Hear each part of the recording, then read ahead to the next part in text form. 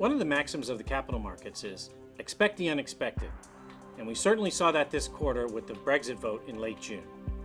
But for some time now, we've been talking about a shift in the capital markets to a period that we refer to as after the beta trade.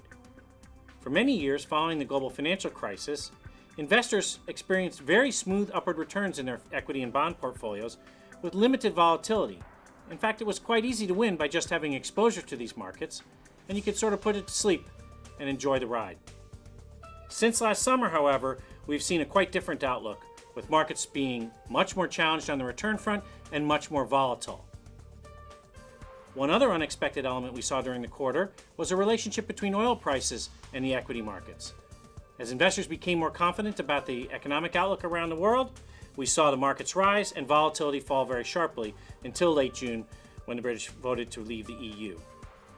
But more importantly, we've got to expect more of this volatility and dispersion going forward, more akin to what we saw over history. And in fact, in history, there's been a positive relationship between the absolute level of volatility in the market and the dispersion or the degree to which stocks move in different directions. During that beta trade period, however, we saw very little evidence of either, with both volatility and dispersion quite low. But since last summer, it's a bit of back to the future, and we see a more normal relationship developing. Investors' reaction, however, to this uncertainty has been, not surprisingly, a search for safety, here evidenced by flows into high dividend yield strategies. As a result of that, though, many of these traditional income-producing sectors are quite expensive today.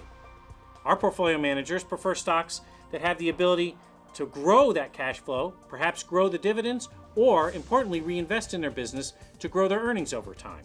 And if you can find those companies that can grow their earnings by 10% over the next 3 or 5 years, the rewards for finding those are very elevated, particularly in a marketplace where expected returns for equities are relatively muted.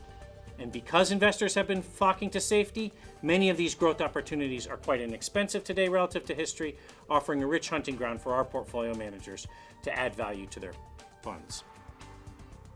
Another area that ought to benefit from this greater dispersion is the alternative space, where strategies rely more upon security selection than market participation to drive their returns.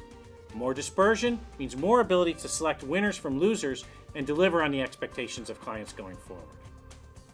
In the fixed income space, high yield continues to be our preferred area, with the yield to worst, or roughly our expectation for the next 5 years of returns, on par with passive equity exposure. But they also carry some better risk characteristics, less downside during periods of volatility, and therefore a faster recovery back when markets calm down. But watch out, you need to be selective here. These markets have been dominated, in many cases, by energy and commodities, where leverage has become excessive. Outside of those sectors, however, leverage much more muted and revenues more favorable, offering good credit quality and good risk-adjusted returns. So what does this mean altogether? In your equity space, look for active opportunities, particularly among companies that can grow their earnings, even with an economy that doesn't grow very rapidly. In the fixed income markets, be selective, find those high yield opportunities outside of energy and commodities to give you good risk-adjusted returns, and reassess your allocation to alternatives. We think there's a lot more promising future going forward for them. Thanks very much, and we'll see you next quarter.